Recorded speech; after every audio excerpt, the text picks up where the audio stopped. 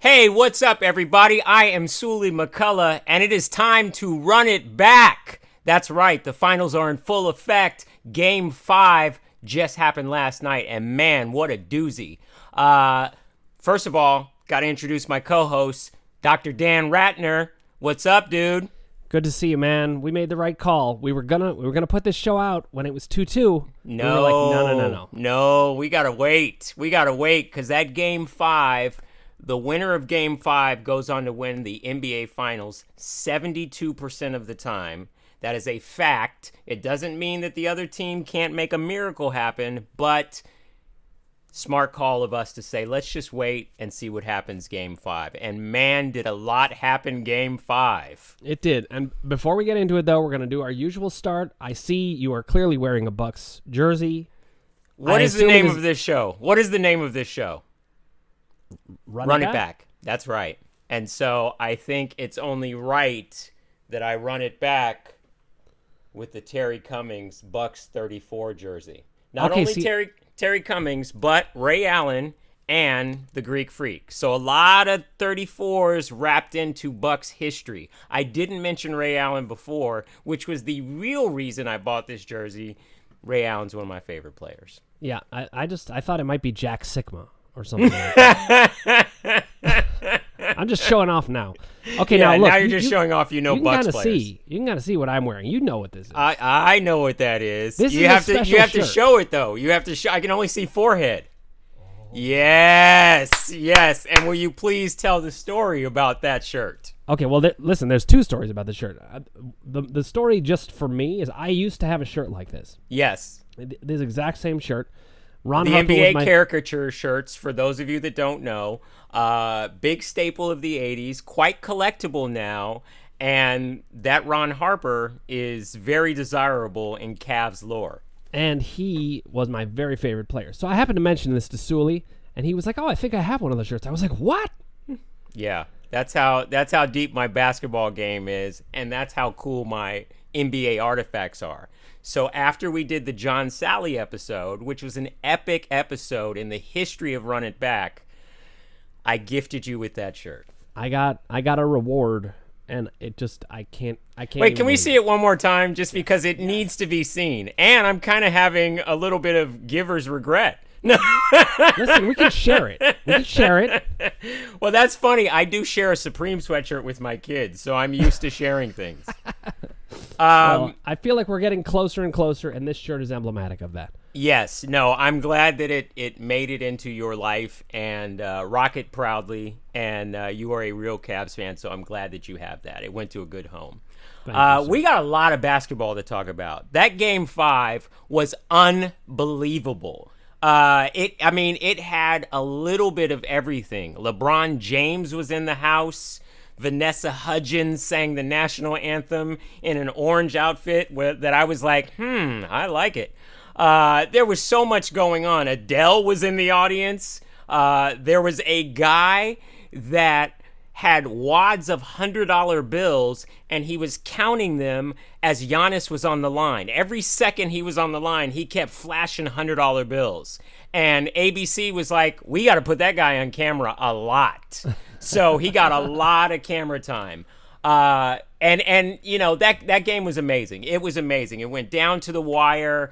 It had a little bit of everything. The Bucks ended up winning 123-119 to take a 3-2 series lead. They are one game away from winning an NBA Finals championship, the first one they've won since 1971.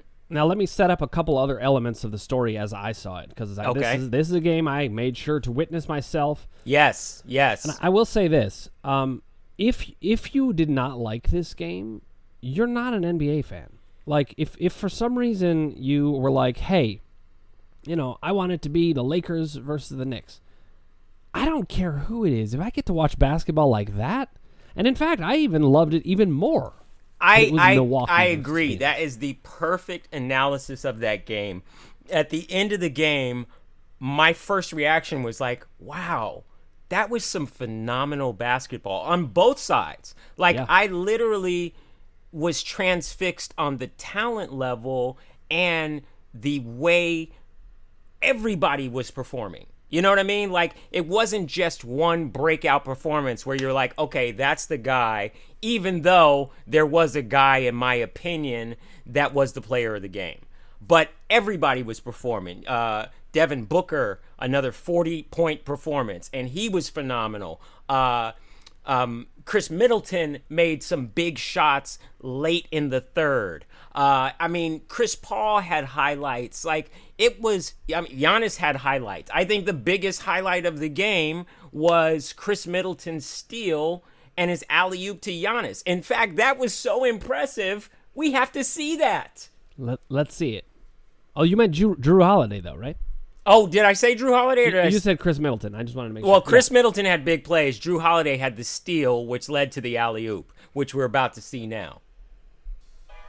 I mean, this is unbelievable. Oh, my God. Look, breakaway, Giannis breaks, sees Chris Paul under the basket, throws it up. That is unbelievable. And look at that. Like, it's just, like, look at it in slow motion, real time. Ooh. I'll be taking that ball from you, Devin Booker. Great game, by the way. Chris Paul, got to get back. My friend LeBron's in the house. Giannis, throw it up. I'm positive. Dunk. And not only did he dunk, then he kind of mean-mugged the crowd. Like, he mean-mugged the camera. Giannis, look at that. Look. He gave him a little, I'm positive, but I'm also tough. It was great. I loved that play so much, and there were so many little tidbits that were super exciting. Like, because Drew Holiday at first didn't want to throw up that alley-oop. You know what I mean? Like, they were up. They got the steal. If he would have held the ball and ran clock, right, that would have been a smart move also. Yep. But Giannis was running. Basic rule of basketball, you got to reward your big man. He said throw it up with his long finger. He did this. He was like, throw that up. And he threw it up, and man, what a moment. What a moment. To me, Drew Holiday is the biggest story of this game. Absolutely. I'm so glad that you said that, because he definitively put his stamp on the game on both ends. Like, offensively, he had a great game. Defensively, he had a great game. I don't know if you saw, but they had Drew on CP3, which worked the last game. You know, they really neutralized CP3, but at one point they had to move Drew to guard Devin Booker, who was absolutely cooking. So this dude did big things on both sides of the ball. That game was phenomenal. Like, I'm still hyped about it. I had to ice my knees this morning, and I didn't play. No, I mean, there was something about it that almost felt like the NCAA tournament. Like, yes. It was just like this frenetic thing, and partly because, you know, in the first quarter, the Suns are just destroying them. Yes. In the second quarter, the Bucks annihilate that lead immediately. Well, that was another interesting aspect of the game, because the Suns came out, they were feeling themselves, they were back home, they're like, all right, we're going to get this 3-2 advantage, and in that they were up 16, and I was like, oh wow, this is going to be a blowout. But by the time they got to the half and the Bucks were up, I was like, oh, this is a game. This is a game of games. I can't even stress enough how incredible Drew Holiday was. Like, he finished with 27 points, 12 assists, and 3 steals. That steal at the end of the game is epic, but he had a steal earlier in the game that was just as impressive. So he was the big player of the game. You know, we talk about the fact that it's kind of like a positionless NBA in general, yes, but it's not always true, actually. And in this game, one thing I loved, you could see the positions playing their roles. All of them. Yes. You could see the big men being bigs. Yes. You could see the shooting guards getting their shots and making and creating and driving. Right. But it was a point guard driven game, and I'm not surprised that it would be with Chris Paul and Drew Holiday. But when Drew Holiday was dealt to the Bucks, that to me was a game changer. Yes. The two biggest trades. I think it was also that, but then also when they signed PJ Tucker, that was the moment where I said, "Oh, okay, they're going to be if they can figure this out, they're going to be a different team than what we've known them to be." Yeah, they brought in the things that they needed. But yes, I will say this, at these moments, you really can only rely on two types of players: the absolute superstar and the point guard. Yes. You don't have to be the absolute superstar as the point guard to take over a game, because yes. And you saw it when he steals the ball on that play. they were up 1 at the time. Yes. If Booker gets that shot off, the Suns could be up. Whole different game. Well, you know what's interesting about that moment too is, Booker drove. He 3 Bucks defenders collapsed on him, and some people are now saying in hindsight that he should have kicked out to Chris Paul, who was up at the top, and because they collapsed on him, he was open. I don't know if I necessarily agree with that, just from the mindset of what a 2-guard is supposed to do. A 2-guard is supposed to think offense first and constantly be attacking, which Devin Booker was. I have no, I'm not going to play, armchair point guard after the fact. It played out the way it played out. You know what I mean? I'm going to give the credit to Jrue Holiday. He is a monster defender. I would hate to have to see that guy for 48 minutes in a game. I think you would just wake up with cold sweats, get this guy out of my nightmares. But you know what? Look, when he got that ball, and look, I'm a Midwesterner. It was a little hard for me to not just full out be rooting for the Bucks at a certain point. Yes. I love what the Suns have done. I fully respect it. Yes. If they won it all, I'd be happy for them. But a Midwestern team that hasn't won in a long time, it's hard for me not to root for that. When Jrue Holiday got that ball, the confidence that I had that things were going to be fine for the Bucks was so high. Yes. And I'll tell you, as a Cavs fan in 2016, when Kyrie had the ball, I didn't feel that. Really? Right before he hit that shot? Not so much before he hit the shot. Do you remember he runs down he got the ball, he runs all the way down the court. You're like, what are you doing? He almost falls out of bounds. Totally out of control. Yes. Jrue Holiday is not that kind of player. Yes. He's a true point guard. Yes. Well, that's one of the things, too, that I think is really interesting if you're a basketball fan and you've studied these guys' journeys before this moment. Jrue Holiday, if you watched him play point back when he was a Pelican, you got a chance to see a lot of the good things that he does. He is a first-order, top-tier point guard. And there's a reason why he is on the USA basketball team. Because that guy can score, he can defend, he is a true two-way player. I can't sing his praises enough. He's a local guy from Los Angeles. I saw his brothers play in high school. Little run-it-back tip that I'm just going to share with you guys. I actually own a Jrue Holiday Junior Olympics jersey. What? Junior Olympics jersey. I would have wore it today, but I felt like I had to rep the Bucks. Yep. And 34 in the biggest way possible. Here's a fun fact about what we're watching in the NBA Finals. Devin Booker, 42 points in Game 4, 40 points in Game 5, and Giannis Antetokounmpo, 42 points in Game 2, 41 points in Game 3, are the first pair of NBA players in NBA history to score at least 40-plus points in one NBA Finals.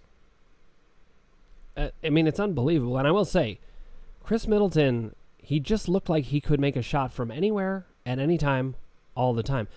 And, actually, I don't often give Mark Jackson a lot of credit because he often says very sensational things. But he did say one thing that was totally true. And that is that the shooting in this league has become so elite. Yes. It's beyond anything that we've ever seen before. And so when people talk about the league can't play defense anymore, I actually think the main thing is the offense has just gotten that good. Well, did you see that three-pointer that Devin Booker hit? They ran it back in slow motion, and Jrue Holiday closed out on him and actually hit his fingertips. Yep. That's how good you have to be. And that was one of the most fun things about watching Game 5. Because part of me I just sat down, I took it in, and I really got to marvel at the skill level of these players all the way around the board. I found myself getting hyped at Brook Lopez plays. You know what I mean? There were plays where you could clearly see if you make the slightest gamble, you're toast. Yep. You know what I mean? And it was it was the best of basketball. It was what makes the game so great. It was like watching this athletic chess match where they clearly they're familiar with each other at this time. They know what they're going to do. You just have to stop it. When they say this is a make or miss league, they aren't kidding. You know what else I mean? I love though? Absolutely. But you know what else I love is that this was a game that was not decided on mistakes. No. The skill level in this game on so many different levels. Yes. I mean, there was even like this little play where Cameron Payne is dribbling up the court and he just slowed up and let Giannis kind of run him over and drew the foul. Yes. It's little things like that. Absolutely. You just see, the way the feet positioning. I mean, these guys were doing everything right. Yeah, it's flawless. It's inches make the difference between a score, a block, a transition, a turnover. It was elite basketball at its best. I really, really enjoyed that game.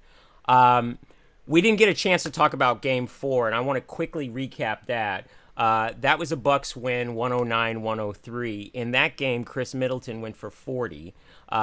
I was talking to my son about the difference between Devin Booker and Chris Middleton. Devin Booker looks like a guy that if he walked into a gym, you're like, oh, that guy's great, and he's going to give us buckets. Chris Middleton looks like a guy that literally he could be wearing a brown UPS outfit. And you're like, yeah, that dude's tall. He's probably going to be good.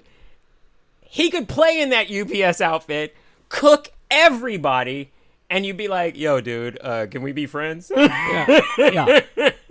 No, He's got such a regular man's swagger about himself, but he is a stone cold killer. It's one of the things I love about watching him, actually. Like, it makes you imagine that anybody could do it. Now, look, he's so physically gifted. Yes. He's 6'8". He's 6'8". I mean, there's all kinds of reasons that that you could never do that. Yeah. Right. But there's something everymanish about him. Yes. That's really great to see, and his way of carrying himself while he's doing it is so Yes. Fun. He's very balanced. He doesn't get he's like I said, he's like a UPS worker that's got a ton of game. Now, let me also say this. The last time we did Run It Back, the Suns had gone up 2-0. Yes. And we were like, are we even going to be back here? here? Are we going to have a series? We were praying for a Milwaukee win. And now we're in a situation where Milwaukee has won 3 games straight, which is unheard of, and they're on the verge of winning an NBA final. Listen, if the Bucks win Game 6, Suns in 4 means something very different. Yes, it does. It does. Yes, it does. And Game 4, who can say Game 4 was more crucial than Game 5? No. But each game got more and more crucial. Yes. Game 4 gave you the sense that, well, now it's anybody's series. Sure. Game 5, to me, was basically like, whose series is this? Yes. Yeah. But I also think that, like I said, going into Game 6 on Tuesday, the Suns, they got too much pride to lay down, and especially allow the Milwaukee fans to celebrate at home. So I think we're going to get another great game where these guys are going to leave it all on the floor, and may the best team win. Listen, this series is far from over, and especially because you've got 2 teams that have point guards that can lead. I mean, I think that makes a huge difference. If you don't have that. I also liked what DeAndre Ayton had to say. Like, going into Game 6, he said, "Yeah, I like our odds. We've never been here before. I like the challenge." He said that I actually like being an underdog in that situation, and I like that mindset. I do. I also think it's always served them well, and it's part of the reason they've had such a successful season is nobody other than people on Run It Back, like me and you, have given them the credit that they deserve, and I think they're perfectly comfortable there. This series is not over, not in the slightest. But let's discuss the block. When I say the block, I want to be very careful about that as a Cavs fan, because there's only one the block. Sure. But there is now a second option.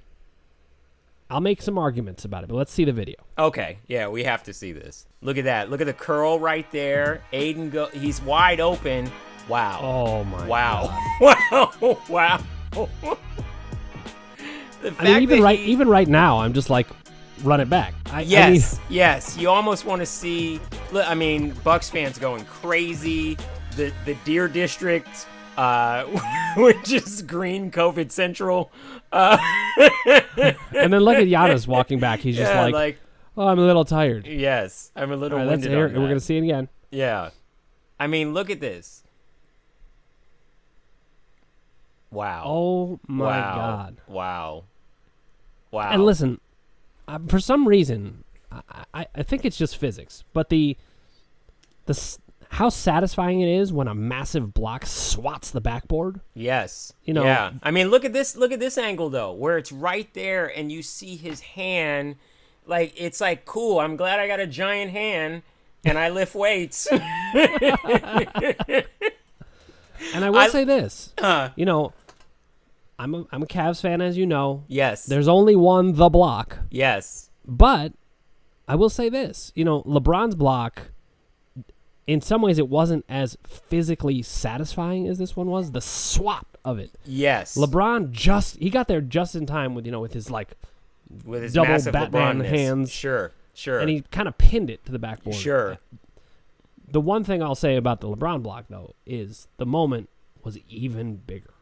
It just, there will never be a bigger moment than that. Well, I also think too, the fact that he's got to chase the block down, you know, it's like he's like this tank with a Ferrari engine, and he just turns it up to super rev speed and gets there. Like I tend to agree with you that the LeBron block is more impressive, but that Giannis block is pretty good. Yeah, and listen, if Giannis wins the championship, every time that happens, a big moment like that. Yes. If they then win, yes, it becomes it's a whole different thing. It becomes the moment. It's like with in the NCAA tournament when Suggs hit that big shot, but then they don't win the championship. Right. It's not going to be remembered It's not in the the same big way. moment. Or it's like, to me, when Kawhi hits that shot against the Sixers, where it bounces, and then falls. Yep. That's the moment.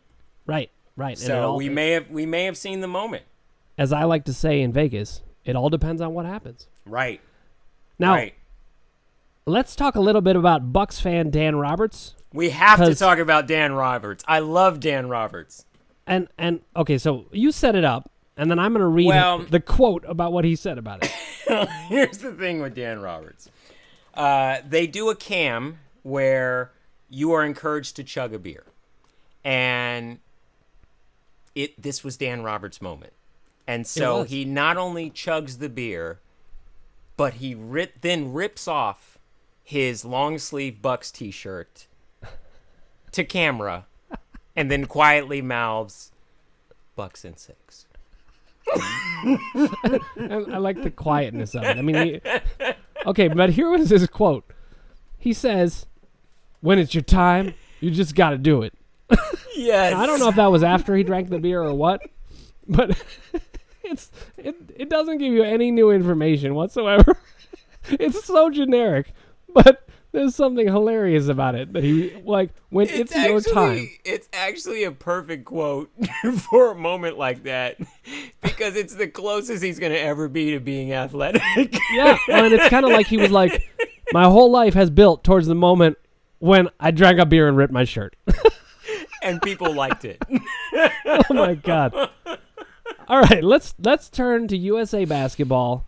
We know the USA men's team is having some real problems. Yes. This is not going well so far. The Olympics Normally, in general USA basketball is a coronation to a guaranteed gold medal. It's been like that forever since we decided to use pros.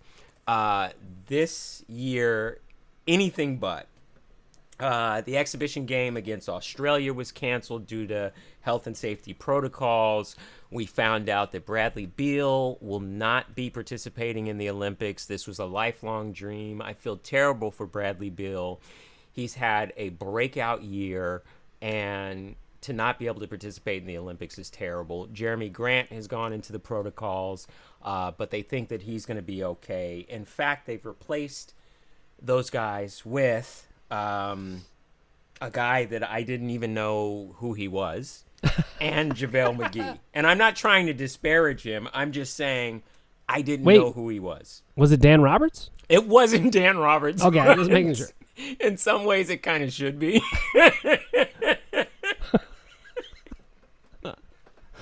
Yes, I got you.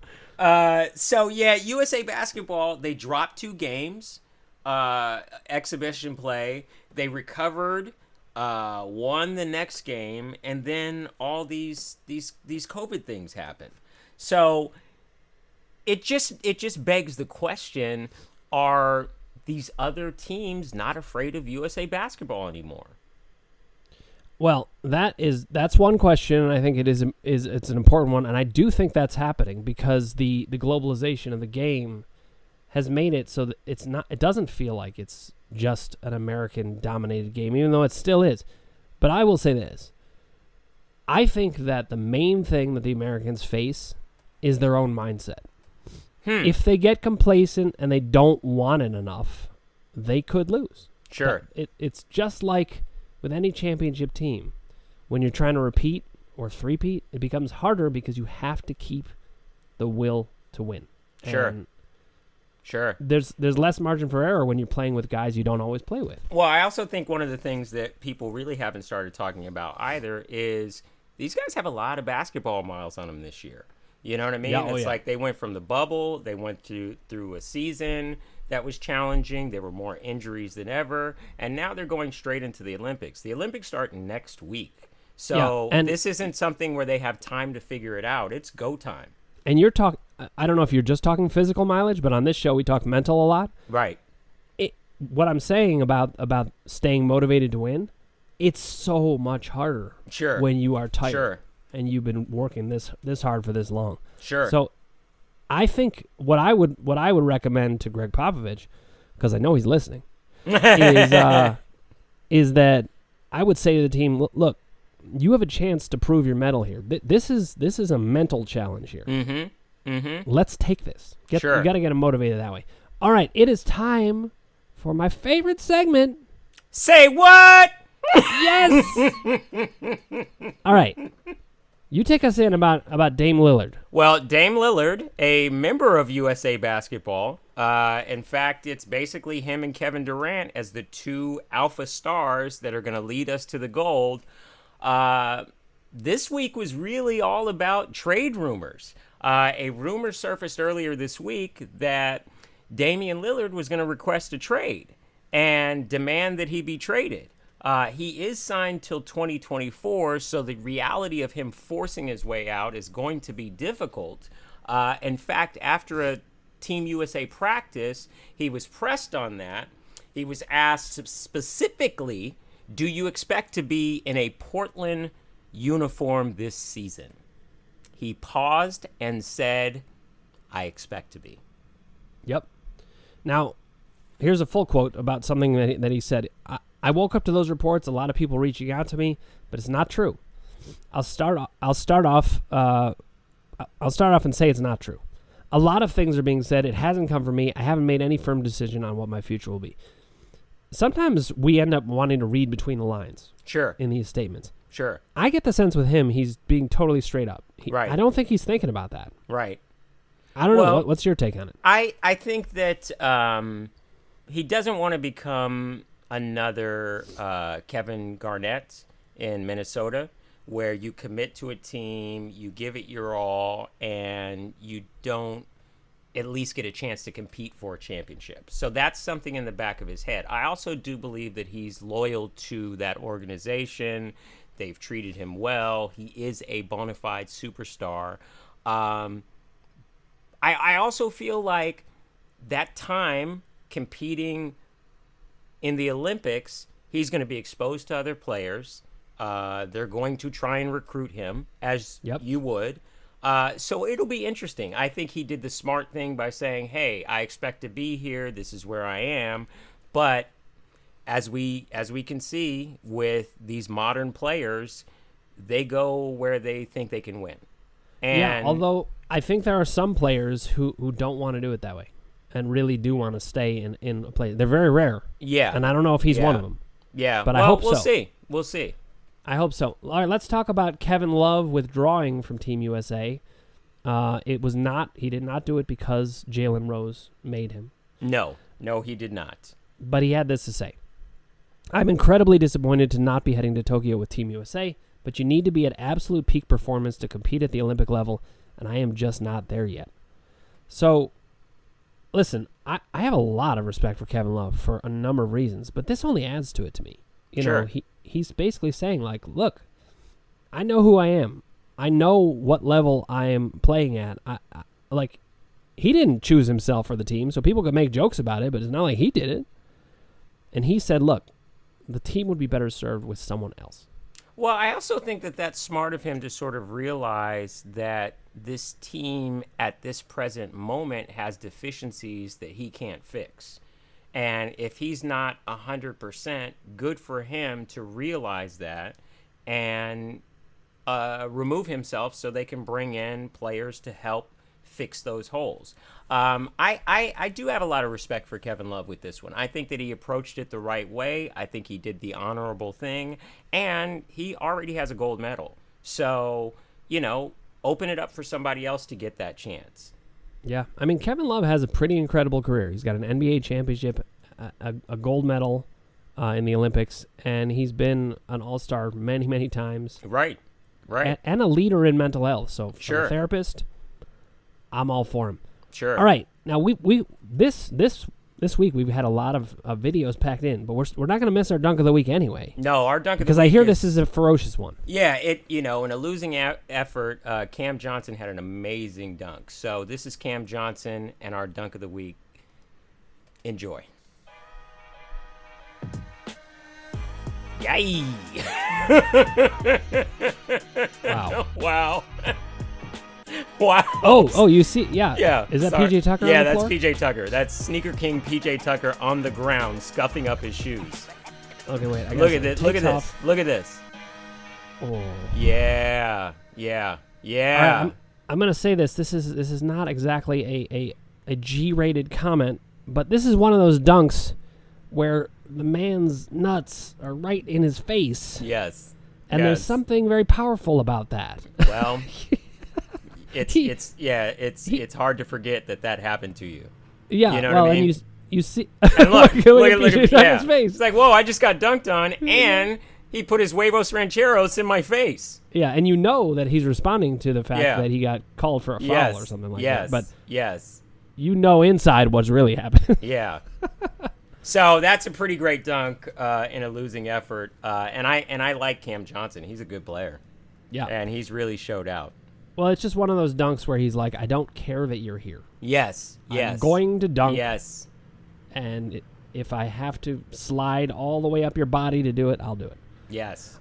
All right, we're going to go into who's hot or who's not. We'll run through it. Speed round. Quick. Speed round. Okay. Well, let's start off with what you made reference to. There are two replacements. There are two replacements. This is a hot Keldon Johnson and JaVale McGee will replace Bradley Beal and Kevin Love on Team USA. JaVale is traveling to Las Vegas right now and joined the team yesterday. So this is great for JaVale McGee. He's gone from shacking a fool to a member of USA Basketball. Dreams come true, everyone. Yep, and he can be very valuable in a situation like that. I like JaVale McGee. He's a complimentary role player, knows his role, and I think he will actually help USA Basketball. Like he fills a hole. I actually think USA Basketball should consider having a guy or two like these players. Yes. That know how to play roles more. I think it would make a big difference. Well, I'm a huge basketball fan, as you are. I knew next to nothing about Keldon Johnson, other than he plays for the Spurs and Greg Popovich is the coach. I'm going to throw this little question out to you. Let's do it. Who would you rather have on Team USA, Keldon Johnson or Trae Young? I love rhetorical questions. I mean, listen, between Trae Young, Keldon Johnson, and Dan Roberts, I'm going Trae Young. Okay, smart move. But I did actually know Keldon Johnson a little bit because I play fantasy basketball also. Uh-huh. But listen to what I just said. Yeah. I mean, if I didn't play fantasy basketball, I would have no idea. You would have no idea. What jersey number is he? 17 is my guess. I have no idea. My point exactly. No idea. All right, hot. the NBA and the Players Association have agreed to extend the play-in tournament during the 2021-22 season. This is great. The play-in tournament is back for another go-round. We love the play-in tournament. I thought it was outstanding. You know, LeBron had his complaints about it. Luka Doncic had their complaints about it. But, like, it was great. I think it was fantastic. I think it increased the competitive spirit of the whole thing. I think, you know, it's not like the best teams didn't generally win out anyway. Right. And I think you make your own luck. So I don't see any complaints in it. All right, let's talk about Candace Parker. She became the first female cover athlete on NBA 2K in history. Love it. That's a big deal. That is a huge deal. I love it. And Luka Doncic will be on the standard edition and the cross-gen bundle. We got on the NBA 75th anniversary edition, we've got these legends. NBA legend Kareem Abdul-Jabbar. Perfect. Mavericks great Dirk Nowitzki. Awesome. And current Brooklyn Nets star Kevin Durant will be featured. I love it. Tell me about these three. Like, do you think they're the right three to be picked? I mean, absolutely. I mean, you got to have Kareem. He's the all-time leading scorer in the NBA. It's the 75th anniversary. You've got to have that. I think Dirk is good because that's a slight wink to the globalization of the game. He's also a champion. And Kevin Durant is Kevin Durant. Like, you've got to have Kevin Durant. I can see it. There's something I see this and I'm like, Kareem, yes. This is funny. It's Kareem, yes. Dirk, yes. Kevin Durant, yes. All three together, no. I don't, because I feel like Kareem is a center and Dirk Nowitzki and Kevin Durant, they're 7-footers who can hit 3-point. Give me some variety. You know what? Here's how you remedy that. You buy the game, you play 3-on-3 mode, and you pick all three of them, and you watch how you dominate. Okay, that's fair enough. All right. Kawhi Leonard underwent surgery to repair a partially torn right ACL. Oh, I've got commentary on this because I'm a mind-body expert. I'm going to have a totally different take, but I want to hear your thoughts on Kawhi requiring the surgery. I consider this a not hot because he is your franchise player. As a Clipper fan, I think that it's good that he got the surgery, but that kind of injury can diminish a player from their peak performance, and it's just another blow that the Clippers don't need. So now that's why I consider it a not hot. Oh, well, listen, it is a not hot. It's not hot for anybody who's a fan of the NBA. But the first torn ACL that I ever remember was Mark Price. Yes.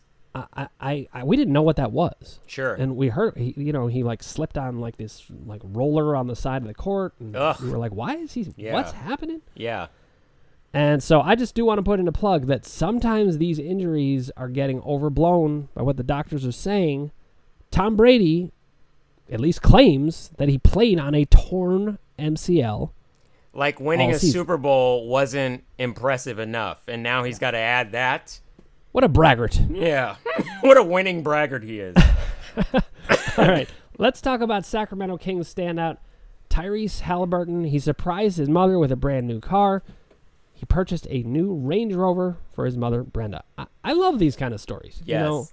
You know he has not been buying cars for his mother his whole life. No. Very few people do that. I love, too, when a young player is able to reward a family member for the road to get them to the NBA. I mean, that's a lot of gyms where you got to pay admission and you're spending a whole day watching your kid play on a bag of chili Fritos. So good for her. Enjoy that Range Rover.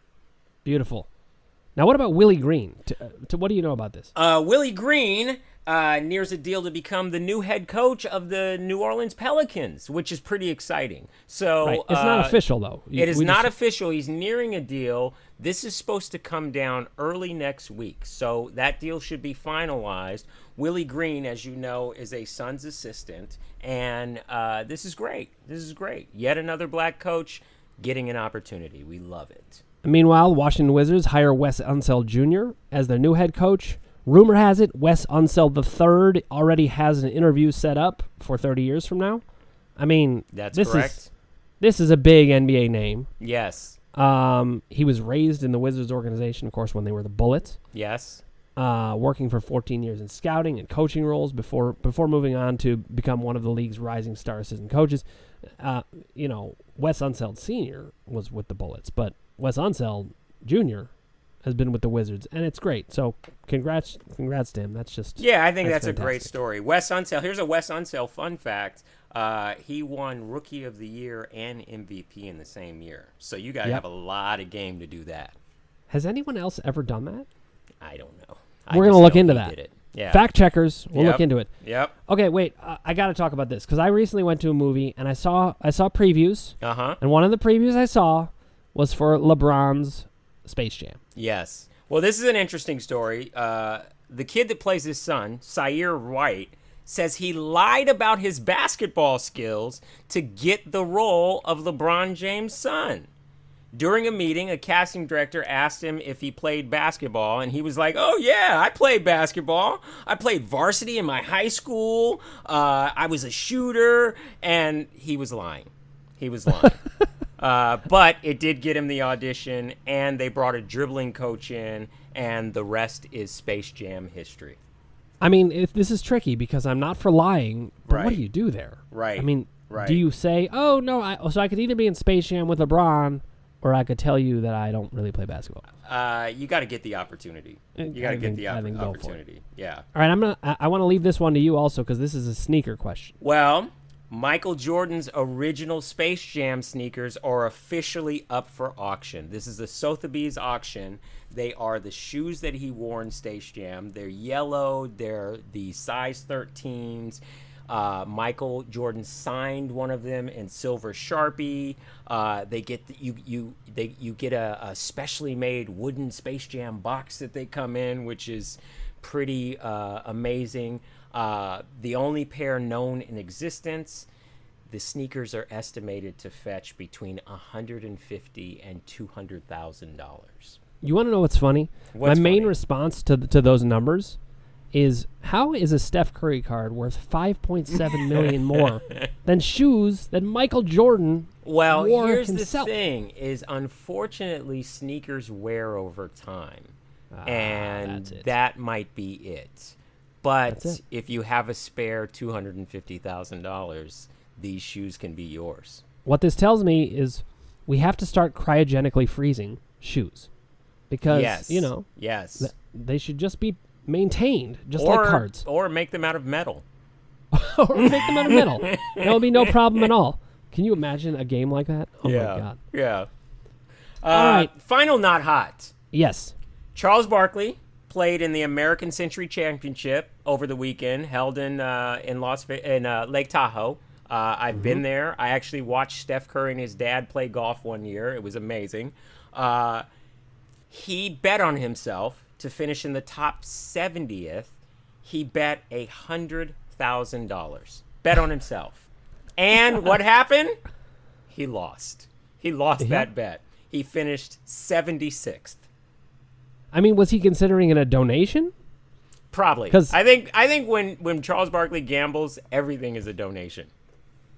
I think at some level, I mean, there's something about Charles, and I give, in some ways, I give him a lot of credit for this.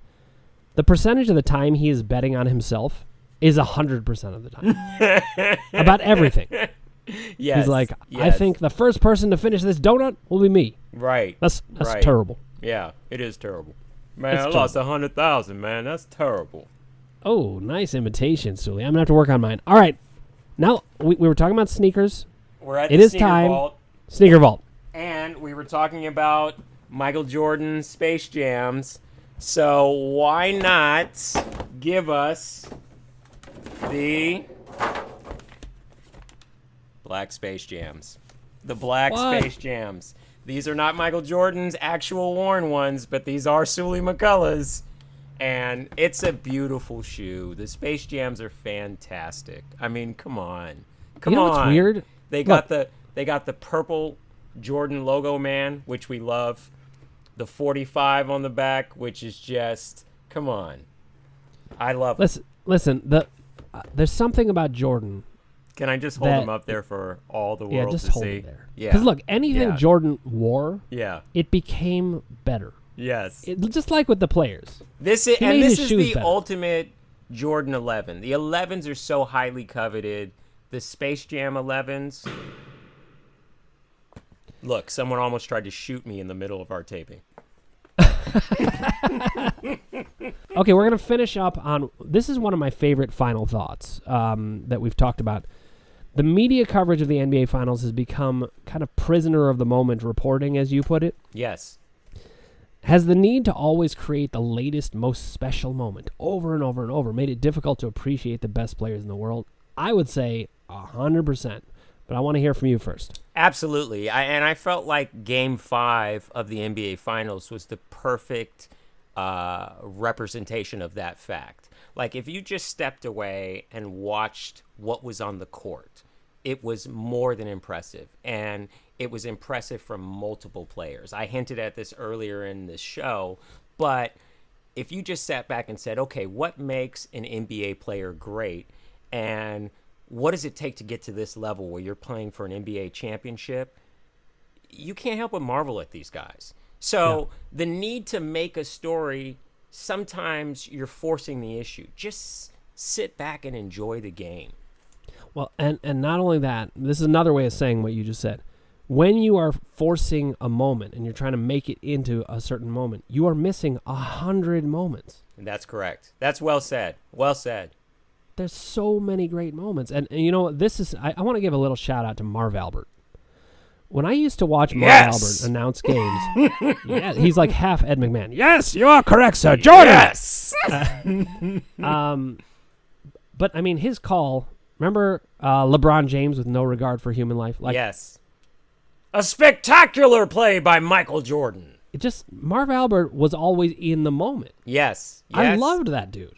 And that's one cool thing that post-game 5, Giannis also brought up. I don't know if you watched the post-game, but he talked specifically about being in the moment and not getting into ego and not getting into your vanity and pride, but really being in the moment. And I'm glad I watched the post-game. He was severely dehydrated. The post-game was delayed, but when he finally did speak, those were the things that he talked about. And I think that's always an important philosophy to take in whatever you do in your life, to be in the moment. And it's a brilliant thing to highlight, not just from a general lifestyle and way of living vantage point, but it also, to me, shows me that Giannis has arrived at the mental state to be able to do it. Absolutely. And I'm not just saying it because he's there. You know, that would be the kind of reporting that we're talking about. Where I'm like, oh, now he's a different player than he was. Right. I just didn't know that he was that level-headed. I knew he was calm. Yeah. But I was like, is he calm like, Romeo Crennel on the sidelines of the Browns games where you're like, you're too calm. You're not in this with us. Right. But he just has a level head. And there's something about LeBron there watching him, because LeBron has gotten to that point also. He very frequently is like, let's not get ahead of ourselves. Right. Let's stay in the moment. Right. And I wish the reporting would do that too. So how about we do this, Sully? Because we're going to wrap up today, but let's make a commitment to really fighting back against that. We are not going to report that way. Right. We're going to remember who people always were. Right. We're going to be in the moment, and we're going to take these people to task. Well, if we were that kind of show, we would be disparaging Chris Paul, which that's not what Run It Back does. No, because it would be totally inaccurate. Sure. And it would deflate his greatness. Now, I would like to close the show and dedicate this episode of Run It Back to a friend of mine that passed away over the weekend, the great Biz Markie. We have a photo of Biz Markie in a Kareem jersey, which I think is very fitting. I had the pleasure of meeting and knowing Biz throughout the years. I worked with him on the Jamie Foxx show. The dude was hilarious. He was on the Jamie Foxx show, we started talking sneakers, and I discovered he was one of the most in-depth, knowledgeable sneakerheads that I think I've ever come across. He knew all the spots on the East Coast where to go to. He knew specifics about shoes. That this was in a time before sneakers are where they are now, where they're mainstream, where I was so impressed with just talking to him about sneakers. I was like, oh, this guy is a savant with this.